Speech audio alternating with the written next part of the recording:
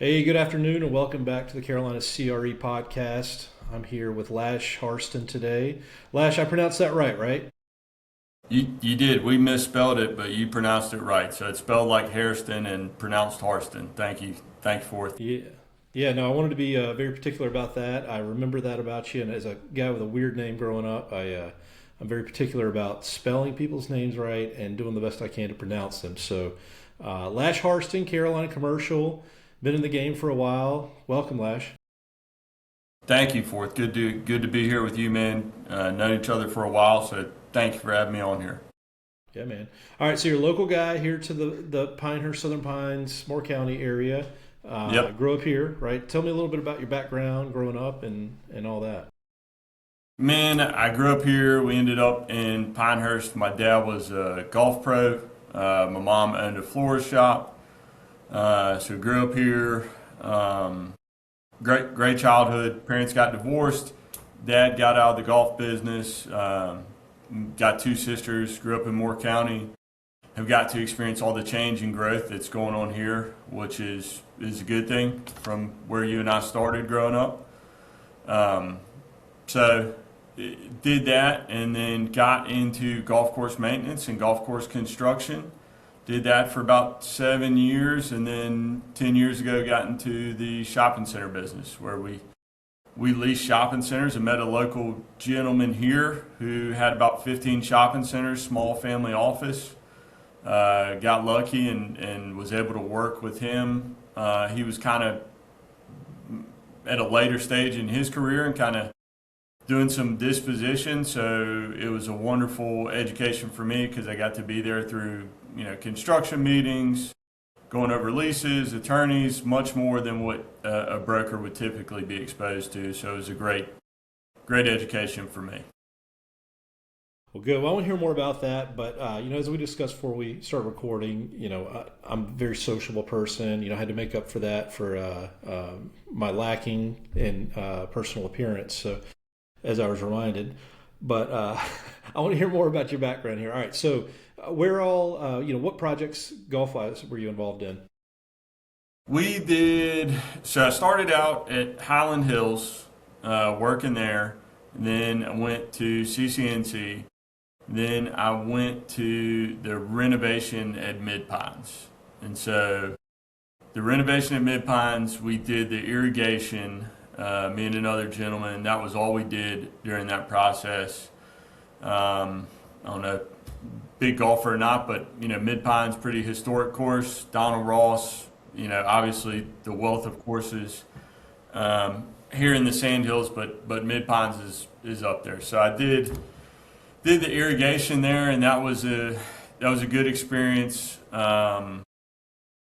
We had old asbestos pipe, and that irrigation system was one main line out. So it's like one from the pump house to all the course. It was not a loop system. It was start and end on the other end of the property.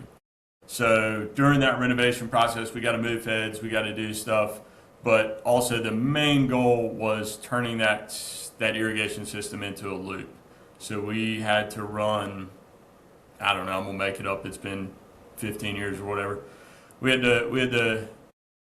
to run about 2,000 square feet of 14-inch pipe, which was cool. And the old pipe was asbestos. So So you had to do all that in hazmat suits, right? we did, yeah. I had to get fitted for like a full-on respirator, and me and the guy that I was working with, we had a concrete saw, and one of us would be spraying it with water because you don't want to get the particulates. And the other one would be running a saw, and yeah, we'd be putting that stuff on, and the other guys would ask us if they'd say the moon. You going to the moon? Um, that was the running joke. So that was a great experience. And then from there, I went to Waialae Country Club in Honolulu, Hawaii. I graduated from the University of Hawaii, so it was nice to go back out there. They host the Sony Open, so it's a PGA tournament. Wonderful experience. Again, classic golf course, Seth Rayner design, I think 1929 original, just really wonderful place. And but I remember one morning, like I'm watching the sun come up over the ocean, over the Pacific, and I'm out on the golf course, and I was like miserable, and I just realized, I was like, hey, this is clearly a me problem. If you wanted to be in the golf course business, how could it be better than this? Yeah. So I knew kind of then golf course business is hard. If you're in the pro shop or the maintenance side, it's a full-time gig, and you get a lot of perks, but money's not one of them.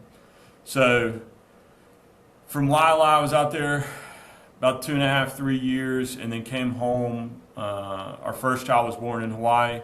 My wife's from Moore County as well. We moved back, started working at Pinehurst, worked on number 2 originally, then worked as the assistant superintendent on number 4. Then from number 4, we did the cradle, so I was involved in the construction of the cradle. That was a really cool experience. Got to see some other stuff there, the renovation on number 3. Then after the cradle, I was the assistant superintendent on number 2. And enjoyed that, but our second child had just been born, so I was leaving 5 o'clock in the morning. I'm getting home when it's dark. When I leave the house, my kids are asleep. When I come home, they're asleep. And I just was like, hey, there's probably a better way to do this. So we had bought a house that had like a little rental unit behind it, and I became extremely interested to figure out if we were actually making money or not. And so I practiced underwriting that house as many different ways as you could, from future IRR to cash on cash. I just spent a bunch of time researching and doing that, and I got my real estate license. I called my dad and told him that, hey man, I was thinking about making a change. Could I borrow $5,000? I said, don't give it to me all at once. But I said, I'm gonna call you, and if I need some money, man, can you send it? And so he agreed to do that. Worked locally, kind of in Moore County, partnered up with another guy. We worked locally, and probably, I definitely ran through the money that my dad had promised me by the end of the year. But then November of that first year, we sold a building and got a check for $60,000, and we were off to the races. And so the gentleman that I sold the building for, very experienced, family office, local guy, but had about 15 shopping centers, came out of California, selling mobile home parks. They built and sold mobile home parks, and he started 1031ing into shopping centers in the 90s.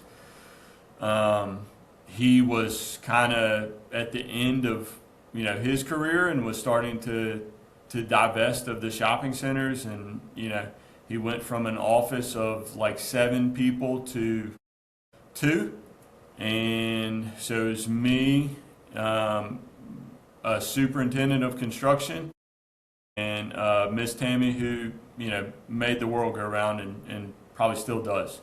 So that was a great exposure for me. That was my introduction to the shopping center business, and he was very gracious with his time. We were doing a project in Wilmington, 3rd and Grace, where there was an opportunity to do a mixed-use Publix on the bottom, apartments up top with a parking deck, and we had a hotel site.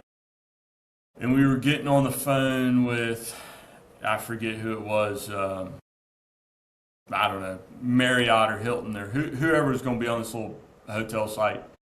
And he called me about 30 minutes before the meeting, and I'm like, thinking he's going to want to pregame the meeting and kind of go over it and all that stuff. And, I said, hey, what are we going to do here? He said, hey, bud, I'm not going to be on the call today, but you are. He said, just, ask them this, see what they say, then say this, and then shut up and come back and tell me what they said, and we'll figure out what we're going to do. And I was certainly not qualified to be on the call at that time, but that was a great opportunity, and that he gave to me and helped me a lot. And just, I'd have to be on construction walkthroughs with tenants, and, I'd have to do the punch list and all this stuff.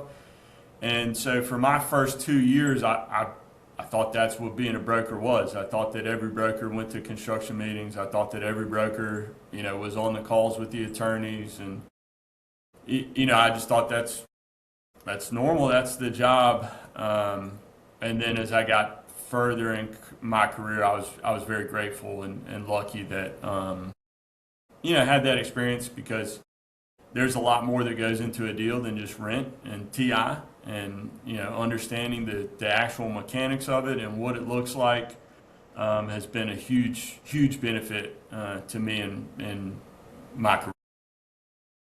Yeah, that's great. I know you're talking about, actually, my dad did a lot of work for him coming up too. And so I want to hear about, you have always been really good about niching yourself. Small markets, big results, right? That's your tagline. Yep. Am I correct? Yep. That's your niche. All right. So, one of my companies, my partners, is Longitude Planning Group, right down the hall from you, actually, over in Pinehurst. And one of the struggles I know that we have is getting talented individuals to move from, a metro area down to the Pinehurst Southern Pines, which, makes sense to none of us, but it does to them. And so, similarly in that industry, in your industry, everybody flocks to the big metro areas, but you're zigging when everybody's zagging. So tell me about that. Yeah, so I've always been Carolina commercial, right? Like I've never been part of a larger national firm. And so that family office took me into those smaller markets. And then just through being in there, looking at who the other owners were of the shopping centers, sophisticated capital, right? It was guys from New York, South Florida, Atlanta. Like it was definitely sophisticated money. But the local guys that were there really didn't know what they were doing, and maybe some of the bigger groups that have the connections and the understanding weren't really raising their hand and wanting to be there. And so not having a national reach, how am I going to compete, right? Like how am I going to go compete with the national guys out of Raleigh or Charlotte or wherever? And so that's where I looked at it. I was like, well, the way that I can compete is I can say, hey, we do these small markets. There's just as many deals here as there are in kind of inside the beltways. You may have to go a little bit further and go into some different markets, but there's just as many deals here. And so that zigging when we were zagging, I don't know that was planned. I just, how are we going to be competitive? And so, early on, somebody was talking, and I told them that, and they said, "Well, you're a contrarian," and I said, "I'm not sad. What's he talking about?" And so I didn't really know what the word meant, but then I understood. As we grew, like, that's a strong strategy that a bunch of people have applied before us. It definitely wasn't a active thing, but that was the only way we were going to be competitive, is just try and go another direction where, we could be a little bit on our own. Yeah. And how are you guys able to, kind of be the big guys in those smaller markets? Like, what are you doing that's different? How are you having to approach that compared to how you would in maybe a large market? So where we've come from, 10 years ago is leaps and bounds, right? It's vastly different. probably the thing that I'm most proud about with Caroline Commercial is the quality of people that we have. So the same gentleman who kind of got me going in the industry, there came a point I said, hey, I need more work. Like, who can I call, right? Like, I need some more work. Who can I reach out to? And so he gave me a gentleman's name, Joe McGuire. And he said, look, this guy bought a couple of centers from me. Good guy. Give him a call. So I reached out to Joe. We met at the Atlanta ICSC probably 5 or 6 years ago. And I pitched him on some listings. Again, for how we're going to be competitive. So I pitched him the worst centers that he had, right? And I said, hey, can I come lease these? And he told me, he just said, man, I'm good. I can put up a sign and wait for a call just as good, as easy as you can. And I said, no, I'll do it differently. That's not how I do it. Canvassing is the foundation of our leasing platform. Walking, going in door to door, like that's the basis of what we do. So got lucky. He had a space that had been vacant for, I think, 6 years, and canvassed and did like a Fastenal deal, pulled in some good national credit. And then he had another dark 15,000 foot save lot space. Dark, they're in there, they're paying rent. And then leased that out for him as well. Same thing, canvassing, found a great company to go in there, underwrote really well, strong financials. So they went in there. And then, Joe was the CEO of a family office. That family office was winding down, as they tend to do. And he called me and said, hey, man, what do you think about me joining up with you? And I was like, what do you mean, for like lunch or something? What are you talking about?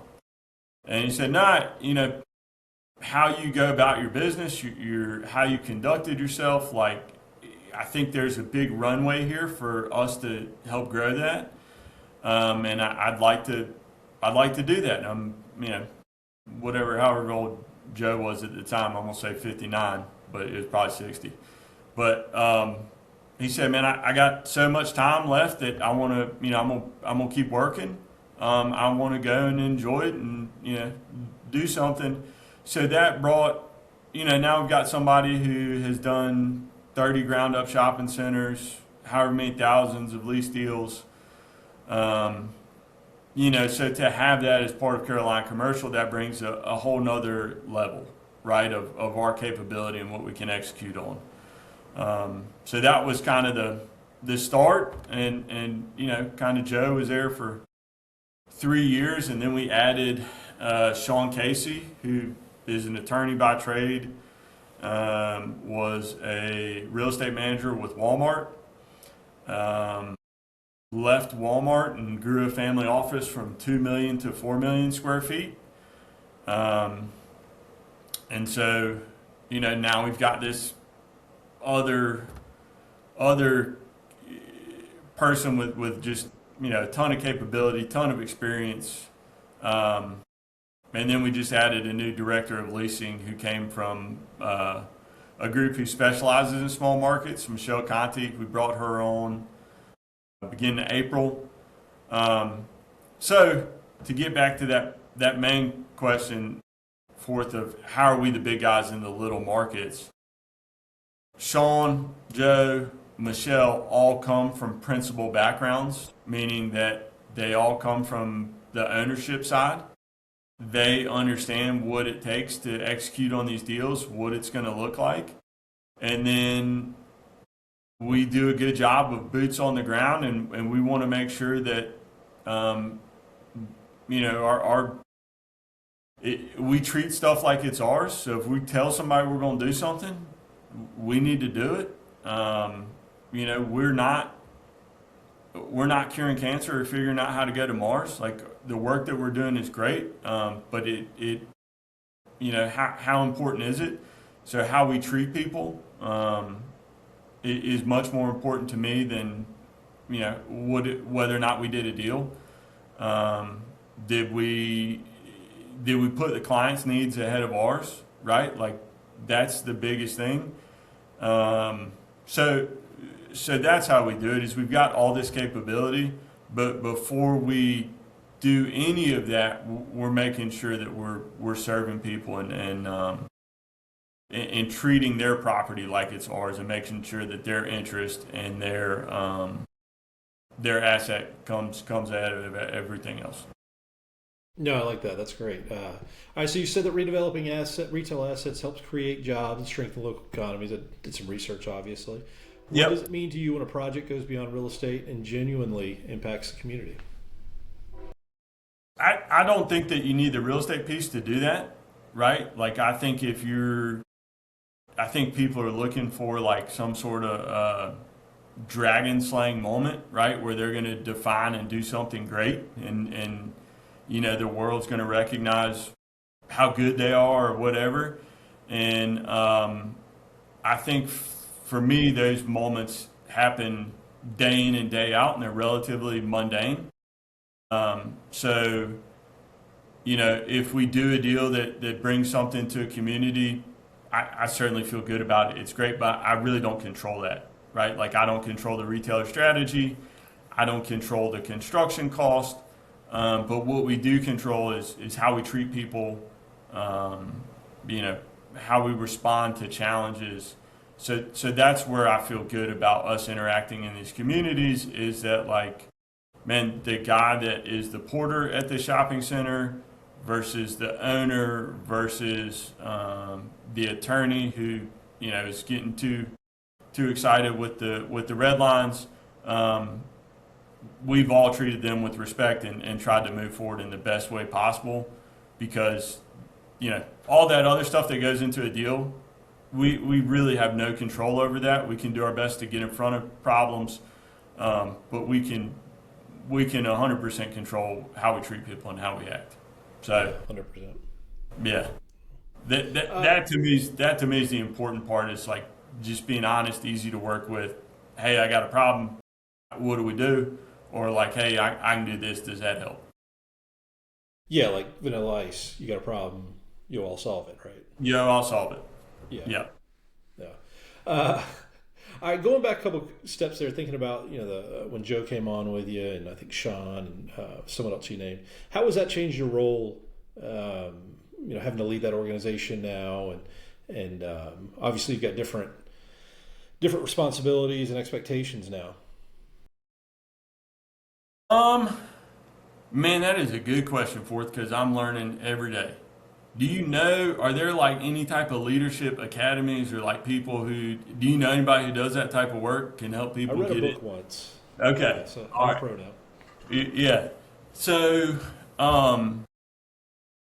man, that's something that I'm learning now, right? And I'm going through and Michelle Conti comes on, and Michelle's probably done more deals than me, is more qualified than me, and has better relationships. So what I need to do to her is basically whatever she asked me for, right? Like, how do I support you in this role? And then, so where I'm shifting from is where historically, my role was revenue, doing deals, getting new listings. Hey, we're going to do this. Like, I'm boots on the ground. I'm flying into little bitty towns, and I'm going to meet with economic development and do all that. So now that is, how do we streamline these processes, right? How do we support the people that are doing that work, and make sure that we're not missing anything? So I don't have a clear answer on that, Forth, because I'm still not really sure, but we're trying to work through it. Yeah, no, I don't think that ever ends, if I'm being honest about it. In my experience, anyway. That's not what I want to hear. That's not what I want to hear, Forth. I wanted you to hear. I'm 2 weeks away. Hey, bud, you're 2 weeks away from having it figured out. Well, you have to find one of those mythical creatures that helps companies with that stuff. I hear they're out there deep in the woods. Okay. All right, so Lash, what's the you hear a lot of things. We were both at ICSC a couple weeks ago in Vegas, and everybody's got their prognosis for the industry. Retail, what are you seeing? What are you predicting? Where's your mind there? Again, going back to being a contrarian and not being sad. Um, we just we kind of we're focused on one thing, right? Which is retail shopping centers in small markets. If I could predict the future or know what was happening, I'd probably be doing this from my boat or my yacht or whatever. Um, And you already have both of those, right? well, thank you, You're a for modest yeah, guy. We'll keep that right. between us. Yeah. I'm the 160 footer on Lake Pinehurst. That's right. Yeah. Yeah. Um, so again, back to like stuff we can control and what we can't control. What the market does, I really don't have any control over. How good we are, how active we are, like I can control how many emails we send out. We can control how many phone calls we make. We can control how many doors we walk in and say, hey, we lease shopping centers. Are you guys interested in an additional location or possibly expanding? That's all stuff we can control. And then, I bob and weave as it happens. Like I really want Harbor Freight to come back online, man. Harbor Freight deals were good. They were super active. Tariffs slowed them down. That's okay. Some other retailers have stepped up and are just as active. So, Dollar Tree's starting to come back online. Okay, cool. Let's see what's happening there. So, trying to predict who the player is going to be or who's active at the time, we don't have that ability. But if we're actively controlling our prospecting, if we're actively controlling our effort, that stuff will rise to the surface and we'll figure out, like, hey, if we want to do deals with these tenants, we get more priority if we do their work letter and make it a turnkey deal, right? And so the only way we know that is like you got to be out in the field. So you got to be active, you got to be working, and then the path forward will tend to present itself because you're just going to bang your head on the wall so many times before you go, less resistance over here. Yeah. All right. I believe, and I've said this, I'm guilty of being overly optimistic, 100%. But I believe that the Carolinas right now we're in what I call a gold rush. I think in 30 years, us old guys are gonna be sitting around telling these young bucks about how good things were back in the 2020s. And yep. I want to give me your opinion on that. I 100% believe that is true, and sometimes I wish I was smarter and was taking advantage of it. We do leasing in I think about 18 different states. Again, small markets. We do the large anchor spaces and the vacant boxes. I will tell you that some states it's tough getting deals across the finish line with retailers. There's not a high demand for sites there, and when they're going to take it into committee, they're going to get some pushback. Sites in the Carolinas, we tend to go quicker, right? Like if talk to a retailer, hey, this is what we got, blah blah blah. That site, that path to approval and a lease and all that good stuff in the Carolinas is much quicker. There's some other states like that. Pockets in Tennessee are like that. Even Western Kentucky is wildly different from Eastern Kentucky. So not just in the Carolinas, although I think we kind of got it pretty good here because it's more throughout the entire state almost.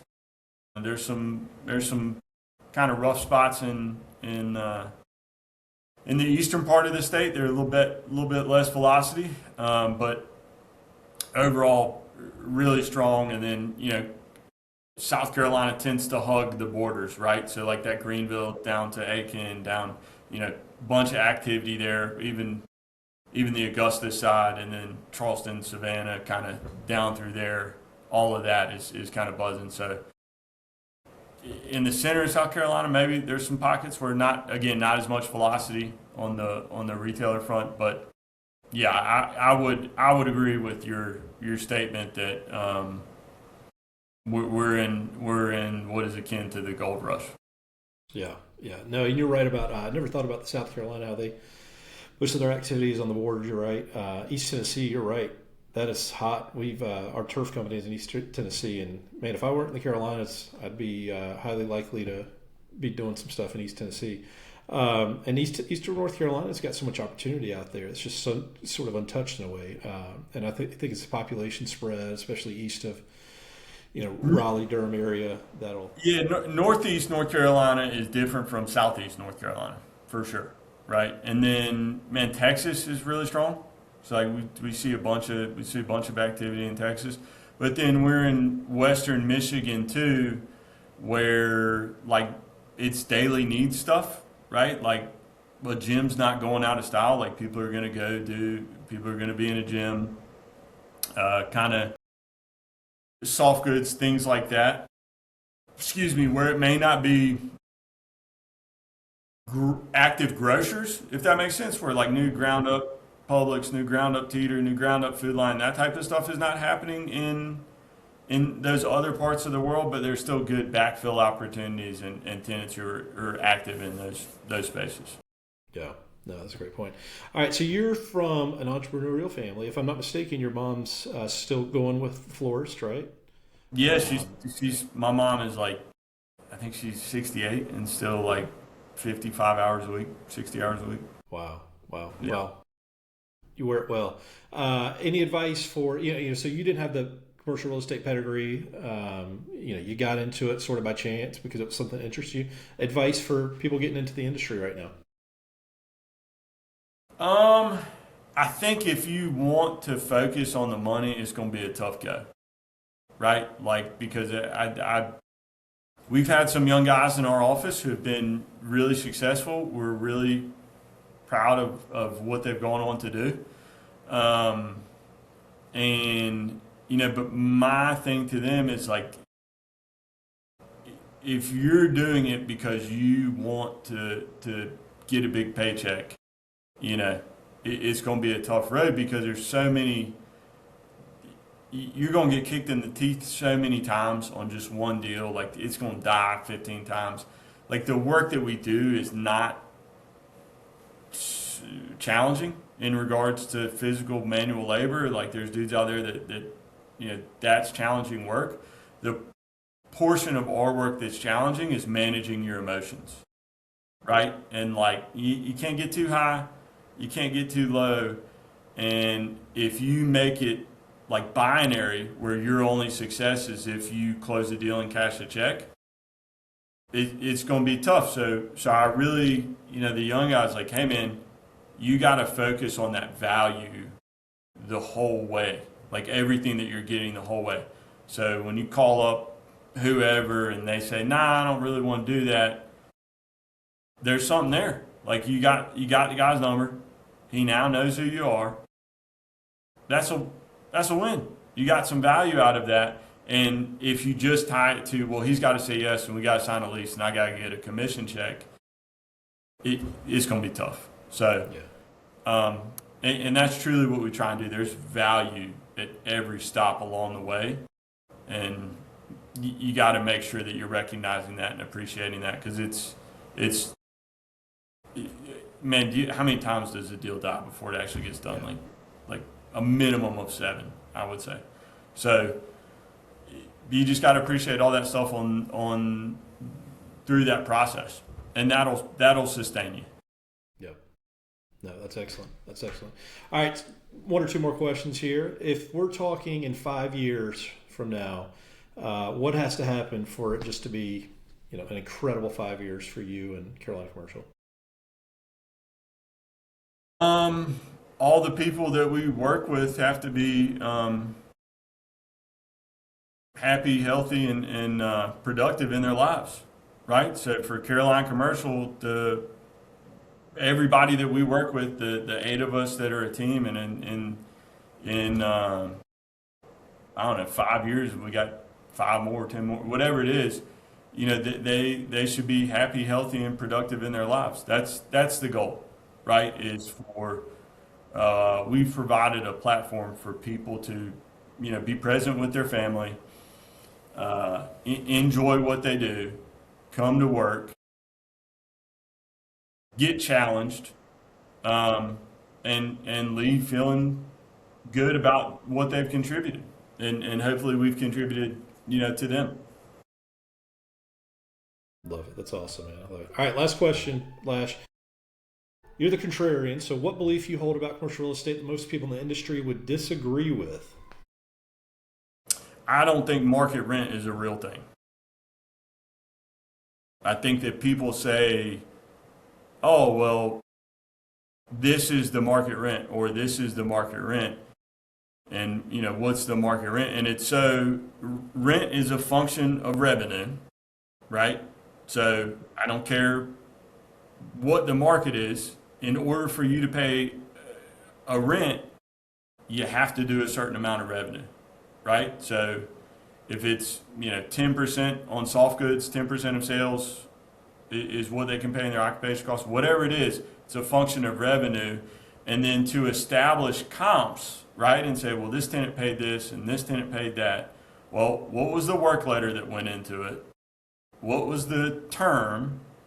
Like, there's no two deals that are the same. So trying to compare this tenant and say, well, this is the market rent and this is the market rent, it just doesn't. I don't think that that's a real thing. Now, I will say, yes, there's a baseline, and you kind of know, right? But saying, what's the market rent? Well, what if the guy down the street has owned the center for 20 years, owns it free and clear, really doesn't care, and just wants to get somebody in there and lights on, and he's like, hey, I'll take a cheap deal, but I don't want to put any money into it, right? And then the guy next door to him needs to exit in a year and a half, and he's like, hey man, I'll pay a bunch of TI if they can get their rent number up, right?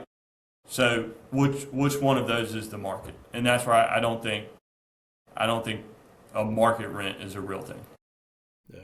All right. Don't tell anybody that forth. That's my own. Nobody listens to this anyway, Lash. Trust me. You should see the analytics. It's only in the low 5 figures. So. All right, man. Anything you want to add, Lash, before we go? No, man. I appreciate the opportunity. It's cool to see Moore County, like, kind of. Somebody from Raleigh said, Greensboro is kind of a hub of multifamily guys, where there's a bunch of multifamily guys out of Greensboro. That's true, yeah. Mm-hmm. Somebody mentioned to me that Pinehurst, they're like, it's weird, there's a couple retail guys out of Pinehurst. Some developers, obviously Neil, us, Retson, there's Ralph Renault are doing some tractors. So kind of cool to see Pinehurst on the map as possibly a little hot spot for retail. Yeah, it's a heck of a time to be here, heck of a time to be in the Carolinas, Lash. All right, man, I appreciate it, buddy. I'll talk to you soon. Anything, you want to leave some contact information or anything like that? Any ways people can help you? Yeah, the website, carolina-commercial.com. We're on there. Contact info is on there. If there's an opportunity to work together, or obviously, nobody likes hearing themselves talk more than me. So we're always happy to share information. And if you got a shopping center with a vacant box, I'm happy if you call me up. We'll certainly give you our thoughts and opinions on it and help you in any way we can. All right, Lash, I appreciate it, buddy. Talk to you soon, man. Yeah, man. Be good. Thanks, Forth. See you. Bye.